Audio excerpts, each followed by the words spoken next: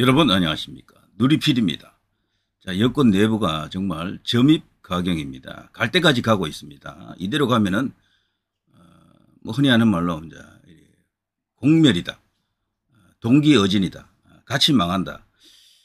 그럴 수밖에 없는 게 말이죠. 지금 용산하고 국민의힘 윤석열 대통령과 한동훈 대표 사이에 일어나고 있는 일들이 이 한두 건이면 뭐 그냥 무시하고 지나가겠는데 지난 그 비대위원장 될 때 그 무렵부터 쭉 보면요. 수십 건이 있습니다. 수십 건. 좋은 이야기는 거의 없어요. 전부 지금 뭔가 깨진 파열음만 지금 계속 들리고 있는데 반기가 잦으면 뭡니까? 뭐 그런 식이죠 지금. 그런데 지금 또 대형 사태가 터졌습니다. 이거는요. 한동훈 대표의 최측근인 김용혁 이 최고위원이죠. 직접 나서서 지금 충격적인 어떤 반박 성명을 발표하고 있는데요. 자신의 SNS를 통해서 일종의 성명입니다. 자, 그 전에 무슨 이야기인가 하면요. 김대남이라고 아시죠? 김대남. 전에 용산에서 근무를 좀 했죠. 선임 행정관이라는 직책을 갖고 있었습니다. 이 사람이 지금 엄청난 이야기를 지금 터뜨리고 있습니다. 그것도 다름이 아닌 서울의 소리, 이 좌파 유튜브 방송 아닙니까? 여기 이제 김명수 기자, 김건희 여사의 그 녹취록 7시간 그것을 공개했던 바로 그 김명수입니다. 그 친구와 통화를 주고받은 내용이 어마어마하게 많다 그래요. 어마어마하게. 이게 지금 시리즈로 지금 하나 둘 지금 터지고 있는데 여기에 이제 정권의 이야기, 치부 이런 것도 드러나지만 한동훈 대표 이야기도 나와요. 그래서 지금 이대로 두게 되면 이거는 뭐 공정분해 되겠다. 자칫하다가는 큰일 났다 이런 상황이 오는데 대통령실 비판 언론 고발 사주했나 전 행정관 다 내가 한 것이다. 자 이러면서 어쨌거나 용산에 대해서는 일단 두둔하는 입장을 갖고 있겠죠. 거기서 이제 일도 했고 윤석열 대통령 캠프에도 있었고요. 김건희 여사와도 관계가 좋은 것으로 보입니다. 어쨌거나 그래서 말이죠. 지금 폭로하는 내용이 하나둘 점차 한동훈 대표에게 불리한 내용들이 나올 가능성이 크고 이미 그렇게 지금 되고 있는 것 같아요. 자, 뭔가 이렇게 심상치 않은 이야기를 지금 시리즈로 계속해서 지금 뽑아내고 있습니다. 지금 2탄인가 나왔잖아요. 3탄, 4탄 뭐 이런 식이면 양이 워낙 많아서 수십 차례 방송을 계속 할 수 있다 그래요. 자, 김대남 커넥션이랄까 게이트 같은 게 지금 터지고 있는데요. 김대남의 두 번째 폭로, 김건희 여사의 국민의힘 당무 개입 이 이야기도 나왔습니다만 그 반대 이야기도 지금 나오는 거죠. 한동훈 대표 이야기도 나오는 겁니다. 그래서 양쪽을 다 치는 것으로 보기는 어려운데 어쨌거나 용산도 조금 건들면서 한동훈 대표도 건들고 있는 그런 상황이 아닌가 싶습니다. 제 생각에는요. 전직 대통령실 비서관의 자백 내가 다 했다. 김대남의 두 번째 폭로 김건희 여사의 국민의힘 당무 개입 이건 뭔가요? 한번 볼까요?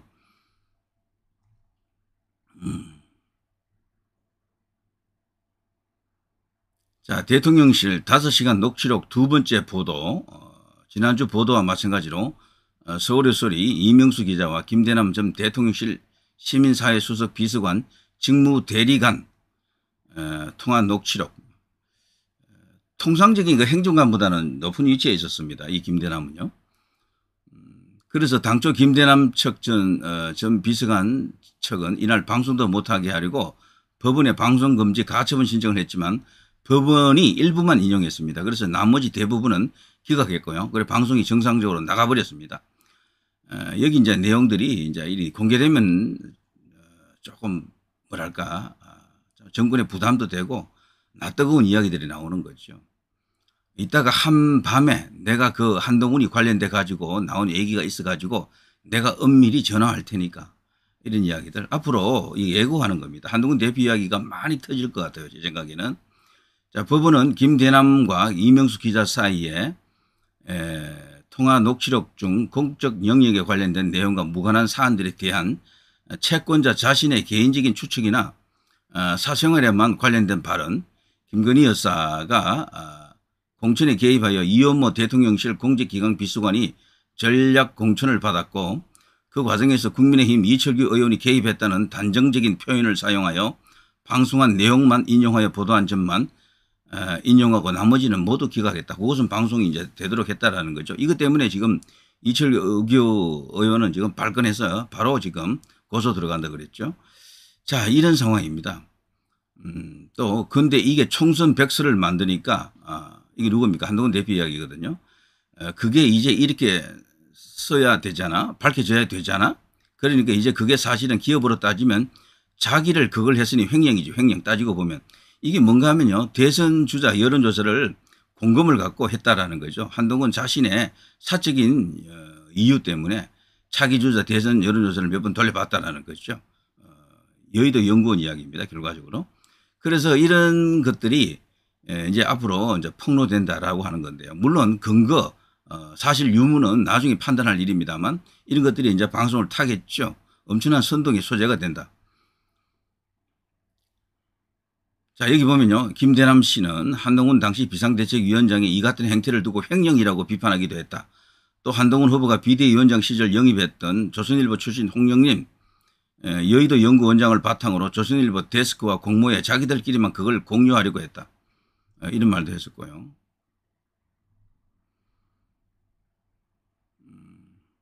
자, 그리고 또 김대남 씨는 이명수 기자에게 한동훈 당대표 후보가 비상대책위원장 시절부터 총선에 집중하기는커녕 본인이 대통령이 될 방법만 궁리하고 있었다는 식으로 공격해 줄 것을 주문했다. 김대남 씨도 안에서 한 후보가 비상대책위원장 시절 마음이 콩밭에 가 있어서 총선을 지휘하기는커녕 대선 주자가 될 사심만 채우고 있었던 인물이라는 식으로 호응했다. 그러면서요. 실제 이명수 기자는 이 통화가 있고 이틀 후 한동훈 후보의 당비 유용 의혹 보도 기사를 냈고요. 그 기사에는 김대남 씨가 얘기했던 내용이 고스란히 담겨 있습니다. 이 같은 한동훈 후보의 대선용 여론조사 실시 논란은 당대표 경선 과정에서 실제로 제기되기도 했습니다. 그러니까 여론조사를 돌렸는데 그 총선 무렵에 한동훈 대표가 주가가 높을 때 그런 여론조사를 해서 상당히 이제 많이 올라왔던 적이 있었죠. 이재명에게 이긴 적도 몇 번 있었고요. 여러 여론조사에서 나왔지만 그런 동향을 미리 읽었다라는 거죠. 그래서 공금을 갖고 그런 여론조사를 했던 것은 순전히 사적인 어떤 욕망에 기인한 것이다. 횡령이다. 공금 횡령이다. 이렇게 주장하는 겁니다. 여사하고 그러니까 한동훈이 때문에 진짜로 야 죽으려고 하더라고. 와 영령까지도. 그러니까 이게요. 김건희 여사가 한동훈 때문에 죽으려 한다. 이런 식이죠. 이런 이야기들입니다. 얼마나 이게 심각한지를 보여주는 일대 사건인데요. 그 밖에도 많이 있습니다. 특히 이런 것도 있죠. 김건희 여사가 한동훈 후보를 마치 시동생처럼 생각하며 해외 순방을 갔다 오면 넥타이도 선물해 주고 나름대로 챙겨준다고 얘기했는데 문자 메시지를 읽기만 하고 아무런 답변도 하지 않으니 일종의 모멸감과 배신감을 느꼈다. 뭐 이런 이야기도 하고요. 다른 이야기로는 해외에 갔다 오면 꼭 넥타이를 2개 사오는데 하나는 윤석열 대통령을 주고 하나는 한동훈 현 대표에게 줬다 그러죠. 과거에. 뭐 이런 여러 가지 수없이 많은 것들이 있습니다. 사과하면 책임론에 불붙을 겁니다. 그럼에도 비대위 차원에서 사과 결정해 주시면 그 뜻 따르겠습니다. 진심으로 죄송합니다. 김건희 여사 문자 익십 한동훈의 배신감 느꼈다 이런 식으로 뭐 여러 가지 이야기입니다.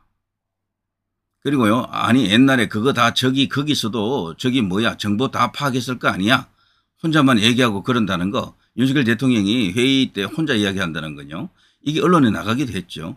아 맞아 국무회의실 회의할 때도 59분 자기가 얘기하고 그런다니까 그 얘기가 거짓말이 아니구만. 아 진짜 답답하네. 뭐 이런 이야기까지 나왔고요. 그러니까 지금 정권의 치부 윤석열 대통령에 대한 이야기 한동훈 대표에 대한 이야기들이 지금 여기서 이제 본물 터지다 터질 것 같습니다. 어쨌거나 자, 뭐 많은 내용들이 지금 들어가 있습니다.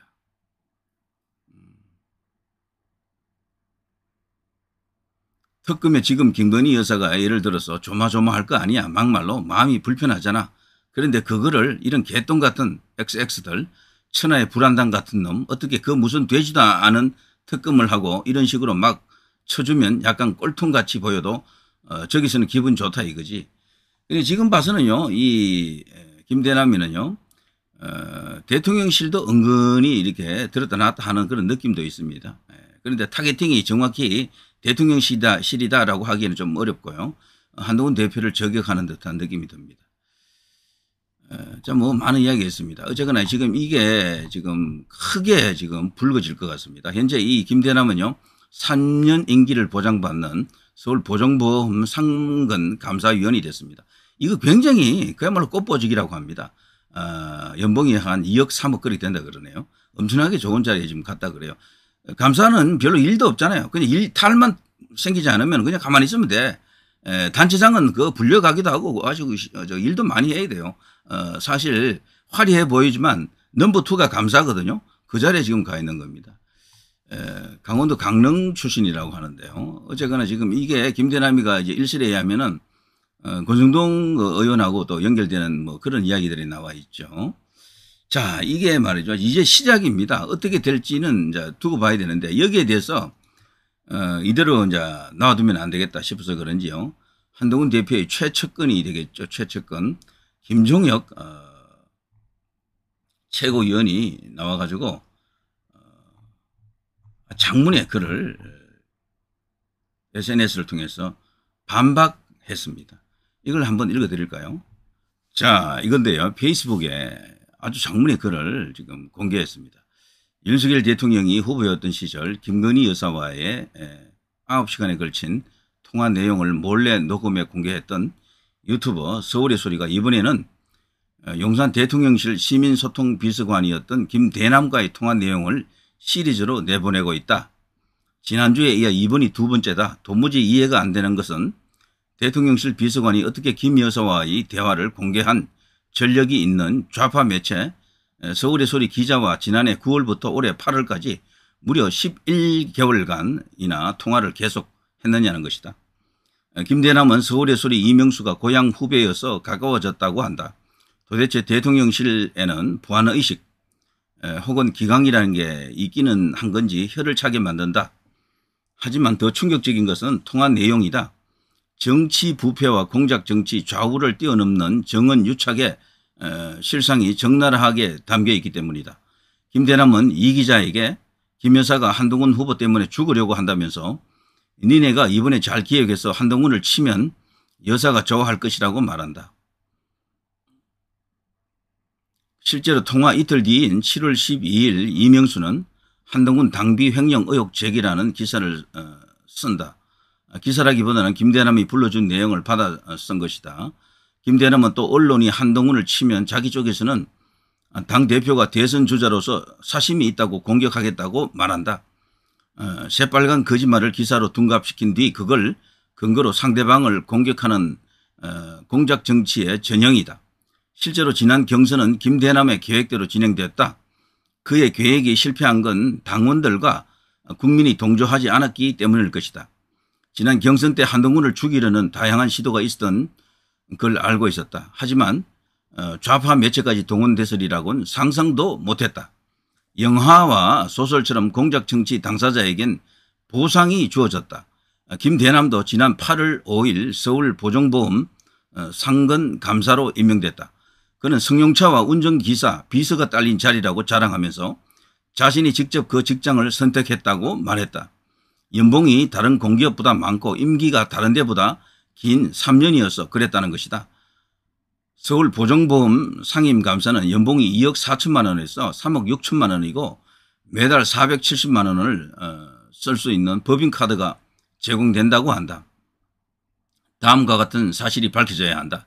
1. 한동훈에 대한 공작을 지시한 김대남의 배우는 누구인가? 2. 김대남을 스스로 선택한 자리로 보내줄 정도의 막강한 실력자는 누군가? 1과 2는 동일인인가? 3. 김대남이 불러준 대로 기사를 쓴 서울의 소리 이명수는 기자가 맞나? 아니면 정치 브로커인가? 나 같은 비전문가가 봐도 지금까지 드러난 사실만으로도 공직선거법 위반과 사후 뇌물죄 등 다양한 범죄 혐의가 적용될 수 있을 것 같다. 이미 언론에 공개됐으니 검찰과 경찰의 인지 수사도 가능하겠다. 뿌리 깊은 공작 정치와 부패 정치의 고리를 끊으려면 일벌 100개가 필요하다. 수사를 통해 누가 배우이고 어떤 공작이 있었는지 이번에는 명명백백히 밝혀져야 한다. 이게 지금요 심각합니다. 이게 진짜 빙산의 일각이에요. 어마어마하게 많은 녹취량을 갖고 있다 그럽니다. 그래서 이게 음해성으로 어떤 모략으로 진행하는 느낌도 들지만 팩트 체크 여부에 따라서는 그야말로 일파만파가 되고요. 이거는 딱 먹이를 저들에게 던져줬잖아요. 좌파들이 먹기 좋은 딱 먹이가 돼버렸는데 가만히 있겠습니까? 좌파들이. 이게 지금 불이 이제 붙기 시작했는데 이건 정권 전체를 뒤흔들 수 있는 용산도 치고 한동훈도 칠 수 있는 그야말로 절호의 이제 기회가 그들에게 갔다라고 이제 보여집니다. 이거를요, 이명수 기자, 서울의 소리 기자, 그때 김건희 여사 그 녹취가 공개되고 나서 모든 관계가 끊어진 줄 알았잖아요. 이런 식으로 뭔가 이어지고 있었다라고 하니까 모골이 송연합니다. 자, 어떤 일이 이제 벌어질까요? 정말 충격적인데 말이죠. 이제 이거는 앞으로 더 엄청난 어떤 폭로, 물론 그 팩트 체크를 해봐야 됩니다만 이런 것이 터질 것으로 생각이 됩니다. 지금 야권, 특히 이재명의 지금 사법 리스크 때문에 지금 1심 선고를 앞두고 있잖아요. 온통 정권 흔들기, 탄핵 어쩌고 저쩌고, 뭐 쿠데타 어쩌고 저쩌고, 뭐 계엄을 떠들고, 뭐 테러를 떠들고 이렇게 있는 상황이죠. 여기에 정말 엄청난 윤활유가 들어갑니다. 그야말로 뭐 불 붙는데 진짜 기름을 들어 부었다라고 생각이 됩니다. 자, 이 일로 인해 가지고 여건이 또 어떻게 될 것인지, 와, 이럴 때 어떻게 수습을 해야 됩니까? 정말 답이 없습니다. 답이 없어. 자, 누리 PD 김준희였습니다.